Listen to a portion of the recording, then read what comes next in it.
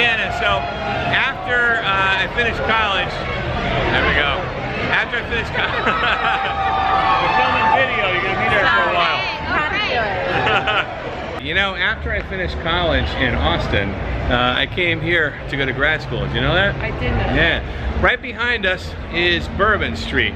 Crazy party Bourbon Street. I lived actually a block off of Bourbon Street. To this day, I'm amazed I have a PhD. I would study in all the late night bars and it was crazy. Actually, I think the reason why I have a PhD is because I left. Could be. Yeah, moved to Ohio to finish my degree, but I still love New Orleans, so we come here all the time, don't we? We do. Yeah, love it here.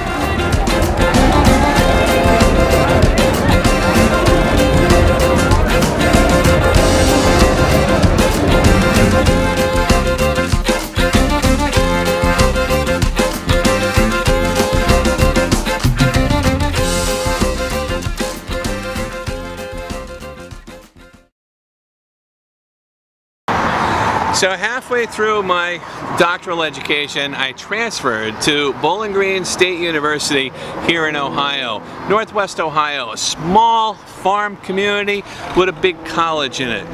I left New Orleans, Louisiana, the partying, the nightlife, the French Quarter for this rural location so I could continue my studies. I did know a couple of people from Ohio who had attended school here, and they referred to it as boring green, but I enjoyed my time here. It was good, and it gave me an opportunity to get my education. So Brian, what was it like when you came up from New Orleans? Yeah, I was just thinking about that actually. I moved here fast. I only had enough possessions to take with me on a Greyhound bus, like a suitcase and a duffel bag.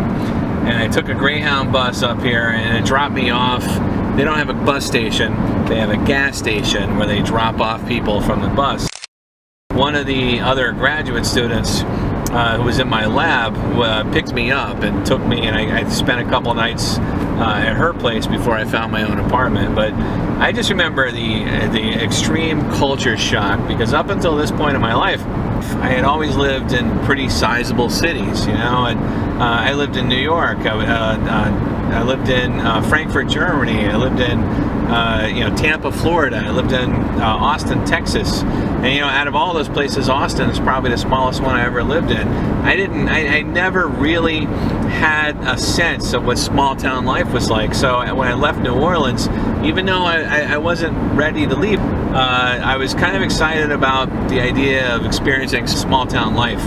And so I actually came here really optimistic, really happy, excited for some kind of a new change. You know, I didn't know what that change would represent, but I was really looking forward to it. I do remember that.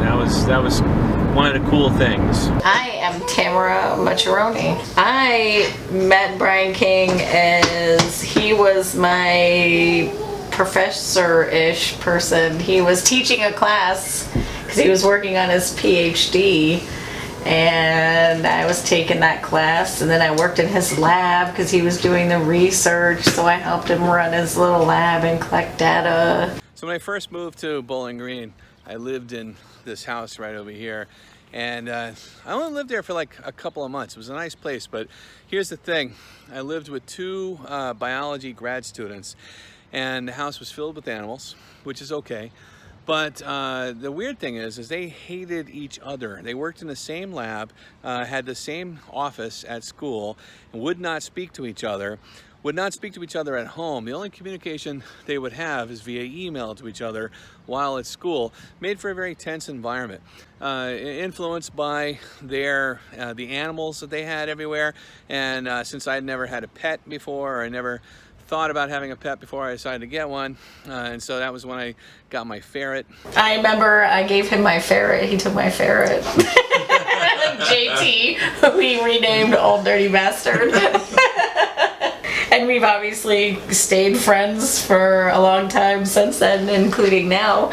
And that was, like I said, a long, long time ago. First year I lived solely in Bowling Green, and then the second year, about half the time I lived up in Toledo.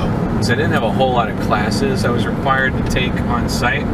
So my first year, I took a few classes, and I got credit for the ones I had in New Orleans. And then like my second year here, I was mostly doing research. And so unless I was teaching or actively running people in the lab, I could stay up in Toledo without having to make this drive. It was actually kind of nice because I didn't have a car.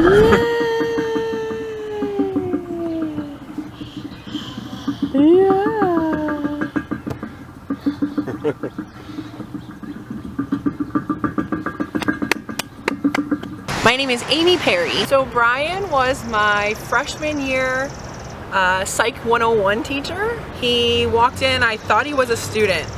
Had a backpack on, big Jinko jeans, long t-shirt, real relaxed. He kind of looks around the room and even made the joke that he looked like a student. It was always a really fun class to be in because he joked around. I remember there was a couple that just started dating that he liked to tease relentlessly. It was pretty great. We all kind of got in on that joke. And I don't know, everything always kind of related back to a joke or a life story, and that's what made the class really fun. We always had a good time. I mean, he was always very easy to get along with. This university is what made me Dr. Brian King. So that's kind of cool. It's worth noting. The city will always have a place in my heart because of the time I spent here, the education I got, the people I met, the friends I made, and the times. I mean, they weren't all good times, but they were times.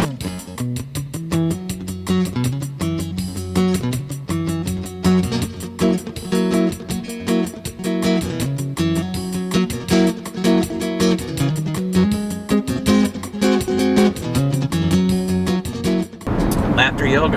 Check it out. Was it New Orleans or was it at Bowling Green that person was doing the laughter stuff with the rats? Yeah, so it was here in Bowling Green. Yak Pangsep was a professor at Bowling Green when I was there, and he was doing research on tickling rats. He was actually discovered that rats could be tickled and had a laughter response. I had no idea, and then years later I wrote this book, and I'm a comedian, and I cite him in it. I had no idea that was work that he was doing while I was down the hall, basically. And now we've come back and you're just seeing like laughter yoga become a thing in this little city. Yeah.